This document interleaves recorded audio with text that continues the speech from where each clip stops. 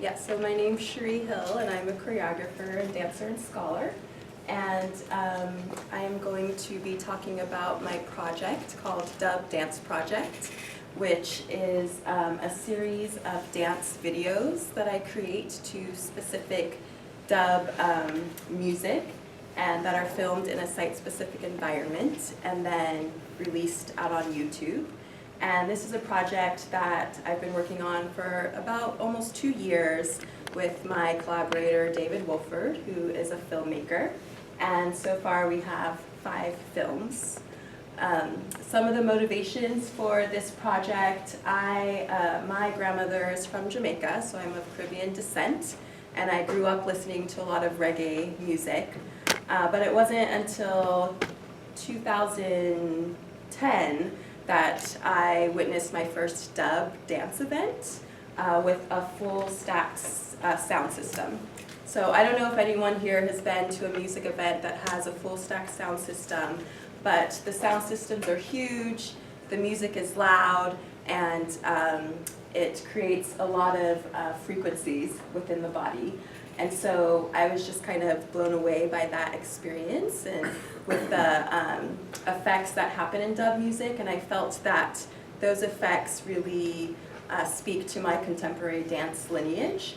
So I started to create this project. I was also influenced by this new kind of street dance crave and video series called dubstep, which is a source of electronic music that is different from dub reggae music because it pulls from popular music, and there are street dancers who are creating videos showing different dubstep moves, but it tends to be very male dominated. And so as a feminist choreographer, I was interested in going back to my roots with dub reggae music and creating videos that had more of a feminist nature to them. So right here are a couple of pictures of a sound system. They are large speakers stacked that run from about 5 to 20 kilowatts of sound. And through an active crossover, signals from the sound are usually sent to 3 or 4 parts, depending on the frequency that the selector wants. They're custom built, so the selectors build their own systems to be as loud or as massive as they need. Sub-low frequencies are sent to the amplifier through the bass boxes, which are also called scoops. And the mid-bass frequencies are sent through the amp, and that's called the mediums or the kick basses, which tend to send the feeling of being kicked in the body a little bit or through the chest, through the bass. And then also the mid-drivers are sent through the amps towards the tops and the high amps as well to create different levels of frequencies with the sound. And the sound system, as far as reggae dub goes, originated in Jamaica around the late 60s, early 70s, and spread to the UK and all parts of Europe and now in the US. And these sound systems are used in lots of different events and parties. So reggae dub music is a sublet of electronic dance music. And there's been a lot of controversy about electronic dance music and what it's doing to the brain and what it's doing to the body, especially in the 90s and early 2000s with the whole rave party scene. People have said that when they're in an electronic dance music party or they're dancing to electronic dance music, they feel a heightened sense of euphoria. They feel like parts of their bodies are being opened or their chakra centers are being opened. And that some people have said they feel elevated levels of consciousness or connections to the divine through the sound waves.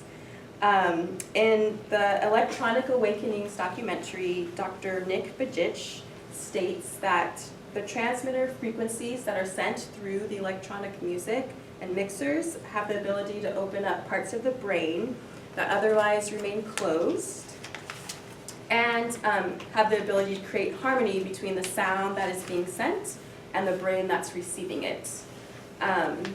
Also, there's been research on the sound waves coming from electronic music, and it's been said that the repetitive rhythms can bring trance-like states, which activate the theta waves of the brain and create permeability, and that can bring unconscious thoughts into the conscious realm.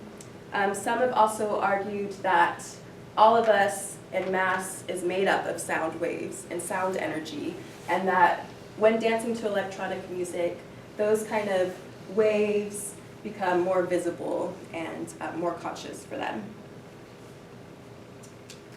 As I've been researching dub music more, I came across this text. This is Reggae Music by Lloyd Bradley. And he really describes dub reggae music as being disconcerting and mutated from its original form. So when it was coming out, basically, dub engineers were taking roots music that might have been played with a band and then using electronic mixers to distort it, to remix it, to add echo effects, and so that it created this new kind of tweaked version of the original. So he says, you take each element of a tune as separate, the bass, the drums, the horns, the bongos, the keyboards, and so on, then set out to refocus the whole piece of work by adjusting, tweaking, bringing forward, or pushing back each of them individually until the whole is satisfactorily rebalanced. And I feel like this definition really fits my process of creating choreography to dub music, because when I am listening to the piece of music that I decide to create to, I am really looking for those different segments of frequencies and those different parts of the instruments that are happening, and then I take those different parts and I create a choreographic phrase of movement that really highlights what's happening in that part of the music. So this is a picture from Dub Dance Project number 2 to King Earthquake's native dub. And I'm going to play a little bit of the video and kind of walk you through my process of making the choreography to the music.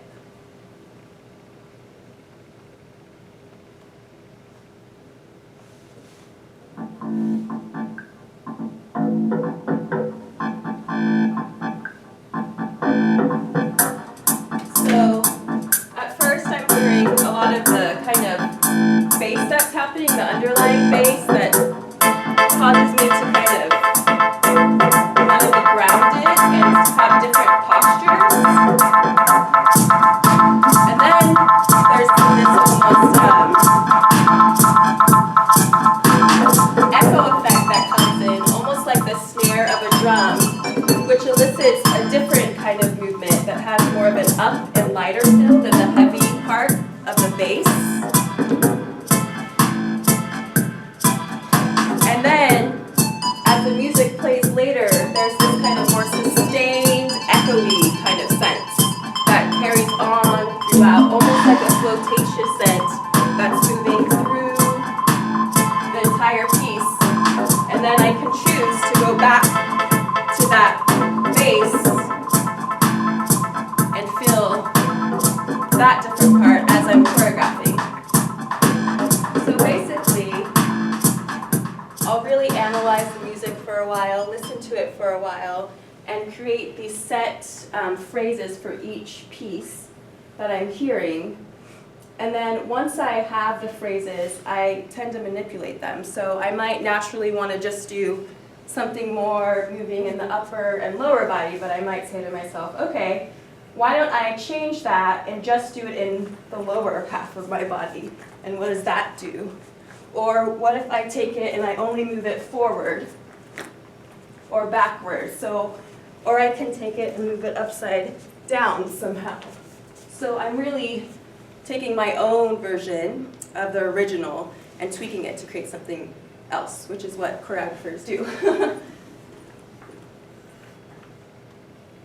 After I have those kind of set phrases,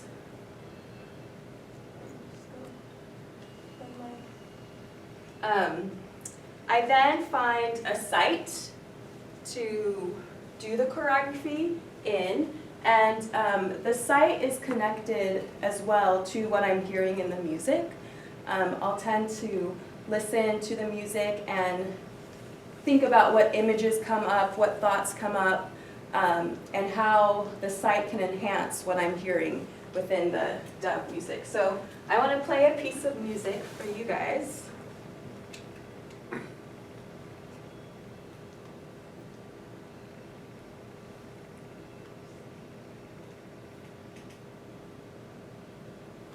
Stop this. Oh. Sorry about that. Okay. So this piece of music is from Violin Boys Toquero. He's a European dub musician. And while you're listening to it, I just want you to think of what images, thoughts, or sensations come to your mind.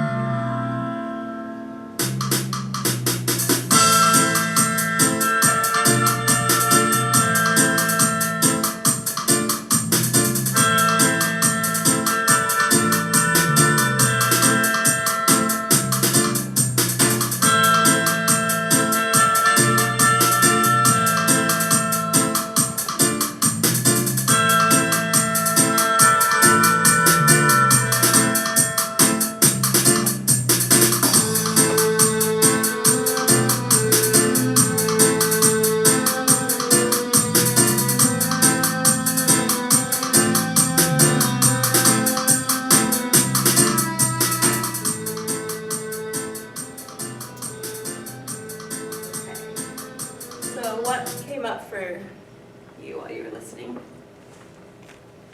Anyone? I was thinking like processional, walking, starting with a procession and then dancing down the street. Interesting. So street-like into your mind. Anyone else? Yeah. Some just sound like sound waves, like there's just nothing at all, but you just music almost. Sense of nothingness. Yeah. So yeah. For some reason, you know the pipes in the Phantom, I always got Phantom of the Opera, but these huge organ pipes. And then it turned into dancing steel drum, Okay. they animated. I don't know if I make it big again, sorry. Okay. So I put this out on Facebook and asked the same kind of questions, and thank you. A lot of people responded that that sense of nothingness or vastness,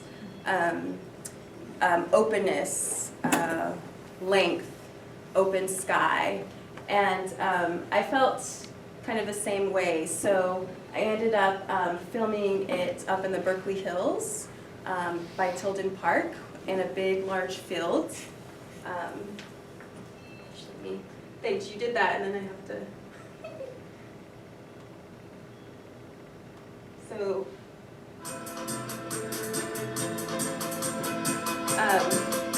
this is part of the filming of it, and I also felt like Violin Boy's known for that violin kind of sound in dub music, which I felt like really showed this kind of length and elongation in the body. So a lot of my movement, that movement phrase came from that really violinist aspect of the music.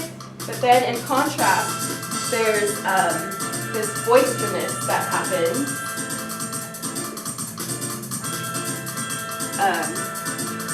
Almost like a sense of jumping or excited movement. So that was contrasted with really using space, really turning, really jumping, and then being able to contrast again with that kind of more elongation and self-space. And also with time, kind of slowing down, because that music has this really almost like never-ending kind of feeling with that length. So that's what I did for that project, dance project number 5. And then, how did you do that? From current slide, the button at the top. What does the button at the bottom? Oh, awesome, thank you. And so Dub Dance Project number 1 and 2 had more of that heavier bass, more of a gritty feeling, very urban, and that was filmed in West Oakland by a mural graffiti wall that's over by the warehouses, and that's about a block long. Is it near Mandela Parkway? Yes, yes it is. Dub Dance Project number 3 had more of a kind of watery feel, which we filmed over by the Embryville shoreline. Number 4 had this like machinery. I performed it and people said it sounded like machines and electronics. So we found a place that just had a lot of metal and took up a lot of space. And then 5 was in the vast open field. And then what I find too, not only is the site important because it complements the music, but also because I use it in the improvisational structure for filming. My choreography that I create in the studio serves as just a container for the actual movement. And when I move into a site, I can implement that site into the piece through improvisation. So like in number 1, there's a lot of lines and shapes and textures of color in the mural. So within my phrase, I could find those places where I could implement some of that stuff I was seeing and then go back to the phrase.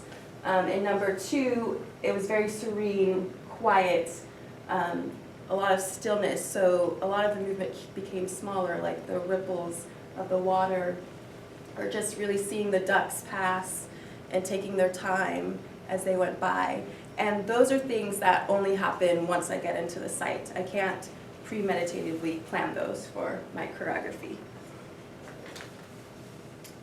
This is my collaborator, David Wolford, who's a filmmaker, and we work very closely together in creating the film. It usually takes us about 2 to 4 hours to shoot, and then he'll go back into the studio and we'll create like a storyboard or a draft, and then we'll work together to make the final piece, because I consider him the expert behind the editing, where I'm the expert behind the choreography. And it's important for me that the choreography doesn't get all meshed up and spliced too much. I like longer clips, and to make sure it's going to have a climax, and to make sure that it flows in a certain way. So we work really closely together to make the final product, which is the film. And the films are always the whole length of that tune, so they're kind of videos that can go with the song. So next steps, we have 5 films now. I'm listening to a piece of music right now and hope to have the next one in January. I'm also interested in inserting graphics that really relate and show frequency of sound in between some of the clips of the video, to make these longer videos that can last for like 2 to 3 hours and can be played at dub dance events, which go all night from like 10 to 4 in the morning, or electronic dance events that also go all night, and that kind of show that pulsating of the music. Like immersive kind of videos. Yeah, definitely projected up in the screen. And I'm also interested maybe in holograms or holographic images of dance, maybe from some of these videos that can also be projected onto the dance floor in some of these parties. So if any of you know any connections to that or have any ideas, please let me know. And you can contact me at www.iridance.com. That's my website. So thank you.